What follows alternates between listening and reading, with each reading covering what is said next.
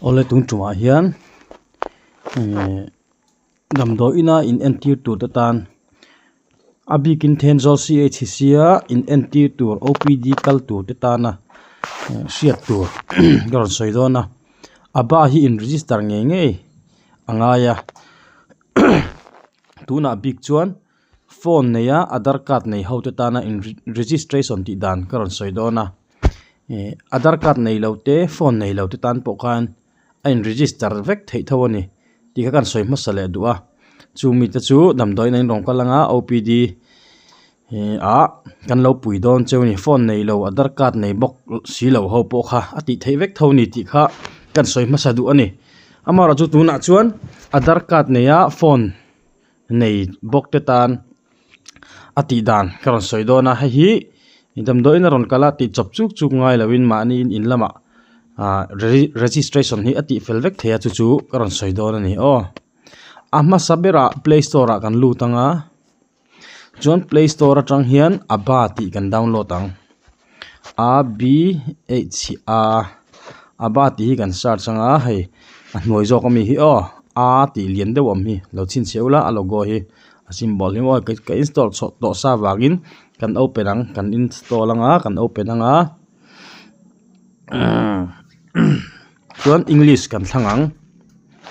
continue kontianga register ti hi helai mi register ti hi kan click lenga chuan helai hi don't have an Aadhaar number ti a injecta ya send hi mo create now ti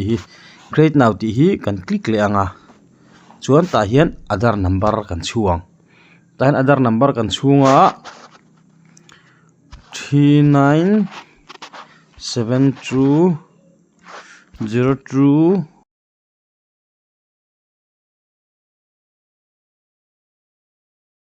chuan Aadhaar number kan chua hela agree ti hi kan click anga agree ti hi kan click anga kan next sang chuan heta hian i Aadhaar le i phone number kha i link ani chuan next ikalanga i link lo ani chuan anoi zok hi i click ang ta hianin i mai i mit no te thalak na tur link khana soi lu chenga Play Store atang download le ngai ni chu i download le nga automatic na lo download don in next anga mo chuan hei kan tima sapatang face kan tima sapatang kan next anga ti hian ti khan mai thalak lo lang ta ni mit no te thalak lo lang ta a hring vele i mit ti khap don ta ni chuan hei hi ni mai ta kan bek lenga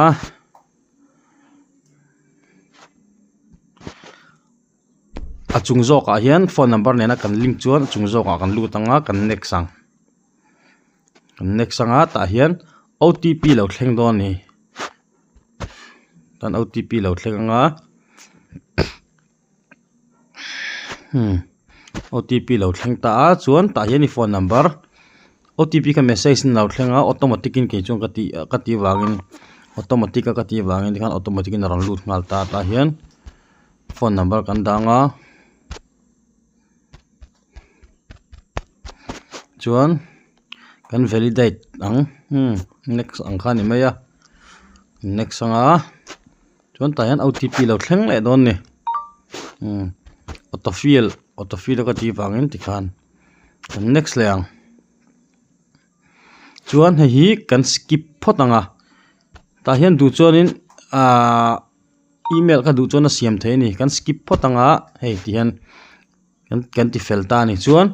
kan ti fel nuwa helai a sen inject lar thlatur hui kan du ber kan minga ta na kan du ber kha Aadhaar aba address atana kan du ber ka kan zu click anga a khoi poi lo ne kan zu click anga ti hian aba address ti hi lo hring ta ni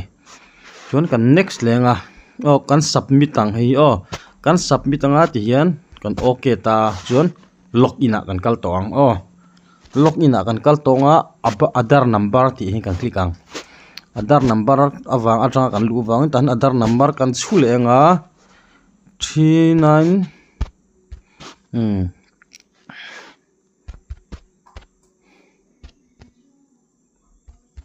tikan Aadhaar number kan chule anga I agree ti hi kan click leng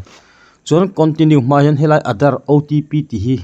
other OTP ti kan click anga ti hian mo vai khat kan met kewanga chuan I agree hi ti hian in click anga kan continue lenga chuan OTP alo thleng le don ni autofill OTP ka da wangin ti kan submit tang message in OTP lo thlenga mo chuan khi ti khian ka ming kha lo lang ta a kan du zok zok ti hian kan du zok zok kan click anga mo du zok zok kan click anga kan continue ang khana zo der chuan damdoi ni rong kal huna helai QR code mang hian damdoi na OPD a QR code scan tur oma he hian QR code kha kan scan anga chuan a zo der ha jong khania adar manga ti dan chu chuan adar nei lo phone nei box si lo ho ta na ti dan kan soi liang tu na ka account ni kan lock out anga adar nei lo phone number phone po nei lo ho ta na ti dan kha in lama kan lo soi in lama tanga ti thei vek ani wangin kan u le naw kan pi le pu te in entir tur an ni chuan dam do ina mi te ti buai kher ngai lawa ma ni in lama ti thei ani wangin kan ron soi liang ama ro chu ni tuma in thlar khun lo tur dam do in OPD kal kha in thlar khun mi lo tur nia kitlama puitu an om zel do na su wangin in lama ti thiam lo te po kha in thlar khun mi lo tur nia ma ro chu tlema veng va deuh te chuan lo ti ve kha har salem lo thil har sa ni lo wangin lo in zir thei ni wangin kan try liang phone nei lo aadhar card po nei lo ho tan khan thian te phone number ka man thei ni thian te phone number mangin kan tiang ta hian register a hian kan kal lenga create now helai hi create now a hian kan lut liang chuan helai hi Aadhar number nei ti hnuai berami hi next ti hnuai mi hian ula click here hi kan click lenga chuan ta hian kha phone nei lo Aadhar po nei lo khan a thian te number a man ngai thung ta tun lai chuan phone hi mi tin kan hum to ma ra chu lai kara chuan phone nei lo kha om ve thei ani wangin ta hian tu phone number emoni kha kan chuang hian phone number kan chunga kan next anga tan OTP lo thleng le ang khami mes phone number a khan OTP alo thleng le anga autofill kan da anga ti khan kan next le ang OTP lo thlenga hey ka siam sak to ho hi an tam khop maya chuan helai hi still want to create a new Aadhar address ti inject hi kan hmuai mo or continue or ti a helai nuai bermi hi still ti hi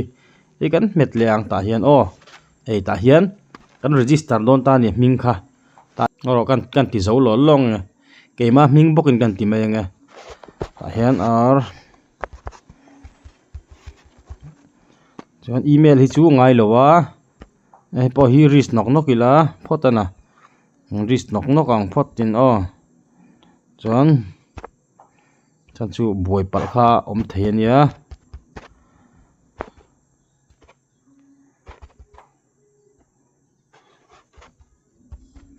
search pin code tenzol pin code state ta hian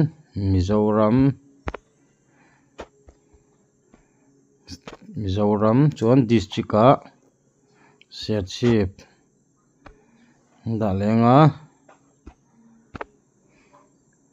chuan kan continue anga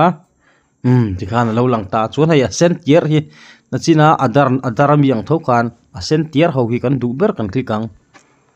ti kha kan du ber kan click a chuan helai hi on ching khan a zo ka tir ngota helai hi har salai tak khan ya hai enter password ti hi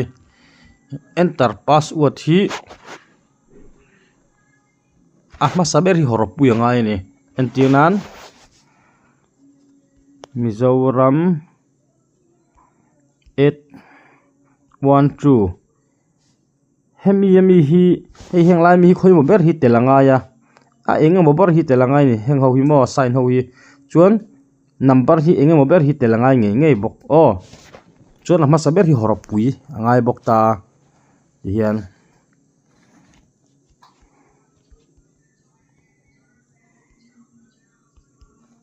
ti khan khu ti khuan ni mai ta chuan kan submit ang kan submit anga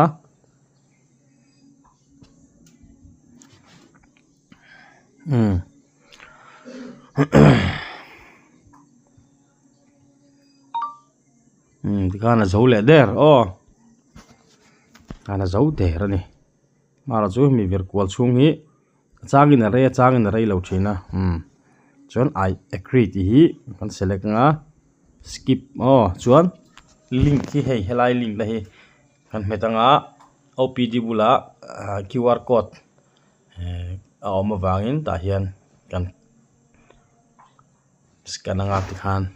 kan in register fel der ani hemi hi a that em na chu khoidam do ina po in entirila kan entir na le kha kinangai to lo khami aba address a kan entir na document zong kha a awm vek to chu aba application that em na chu nia ni puite po in ngai poi moi la hei hi ti sam kam tum don ni ka video te lo in awangin kalome